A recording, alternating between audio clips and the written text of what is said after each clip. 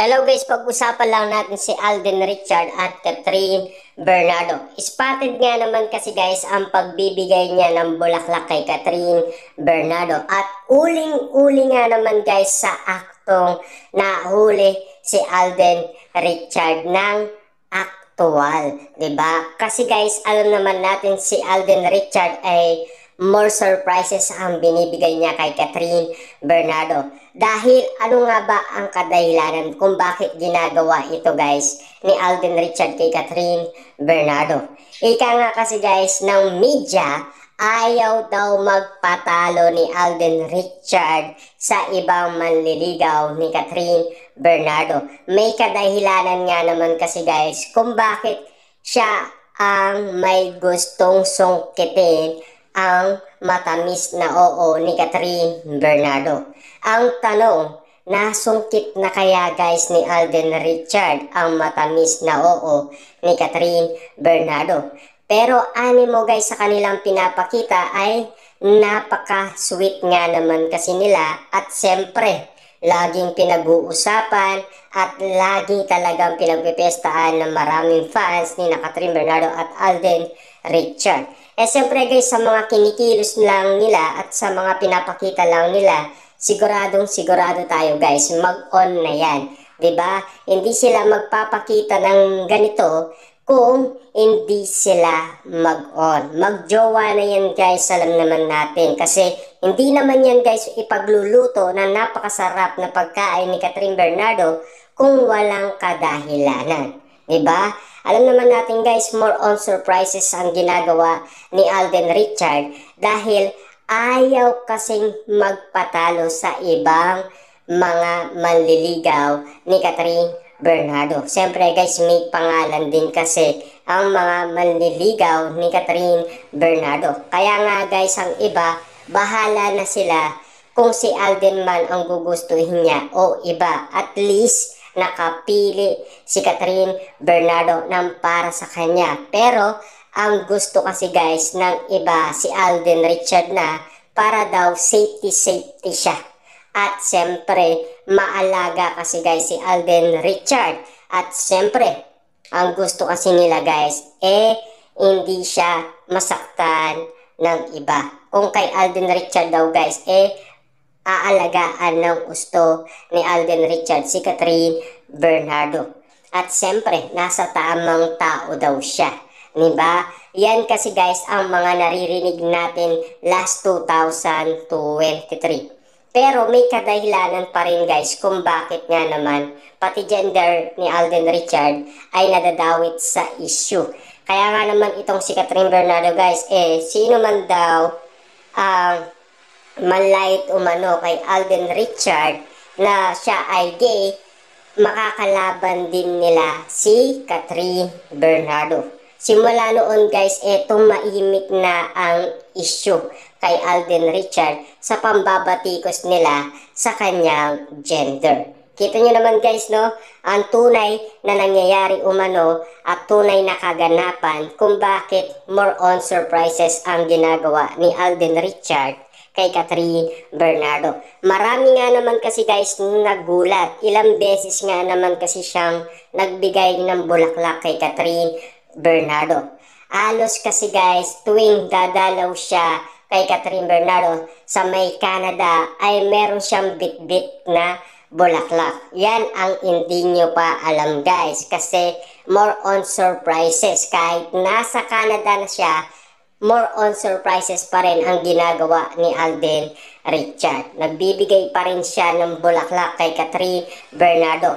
Walang tigil yan guys ha. Walang sawa sa pagbibigay si Alden Richard. Kaya naman guys, na in love ng gusto si Catherine Bernardo. Hindi kayo ba nagtataka guys kung bakit si Catherine Bernardo ganun na lamang kung magluto, 'di ba? At marami pa ang kanyang niluto. 3 putae guys. Ano ba ang ibig sabihin ng 3 putae? I love you. Ibig sabihin ba nun guys sinasagot na niya si Alden Richard. Yung ba ang meaning ng 3 putae? Diba? Kasi guys, kung lalagyan natin ng meaning lahat ng kanilang ginagawa may ibig sabihin. 'Di ba? Naani mo guys lahat na yata ng mga bagay na pinapakita nila merong ibig sabihin. Kasi iba sa timpla ng mga fans ang nakikita nila. Kaya nga naman kasi sila guys hat na hat nilang sabihin na Alden, Catherine, magpakasal na kayo. Yan ang ibig sabihin ng mga fans. Kasi nakita naman nila guys ang tunay na kaganapan umano sa Canada. Kung bakit nga naman ganun na lamang si Alden Richard kay Catherine Bernardo. Marami nga naman kasi guys nag-aabang kay Catherine Bernardo na ibang manliligaw niya. Kung hindi pa gagawa itong si Alden Richard guys, mawawalan siya ng pag-asa. At magkakaroon ng pag-asa ang ibang manliligaw ni Catherine Bernardo. Hintayin natin guys matapos ang kanilang movie at kung sakali ano ang magiging resulta. Kung ganun pa sila kasweet, kalambing, at kung meron pa tayong mababalitaan na sila ay nag-travel sa iba't ibang lokasyon sa Pilipinas o sa ibang bansa man. Malalaman na lang natin yan guys. At kung si Alden Richard ay pwede na pumunta si Catherine Bernardo sa kanyang bahay. Meron ng ibig sabihin yan guys. Diba? Kakaiba na sa tenga yung pagpunta ni Catherine Bernardo sa bahay ni Alden Richard para ipakilala ng personal si Catherine Bernardo sa kanyang ama at lolo at lola at sa kanyang mga kapatid. Lalo-lalo na guys sa kanyang mga kamag-anak. Kasi guys, si Alden Richard, alam naman natin guys, gawain ng lalaki na manligaw umano sa bahay ng babae. Ginawa ba yan guys ni Alden Richard? Oo, ilang beses pa. At lalong-lalo na sa studio ni Catherine Bernardo. Araw-araw nga naman siyang pumupunta. Kasi guys, meron na siyang time sa kanyang love life. Hindi tulad doon, wala daw siyang time. Halos game kasi ang pinagkakabalahan ni Alden Richard, di ba?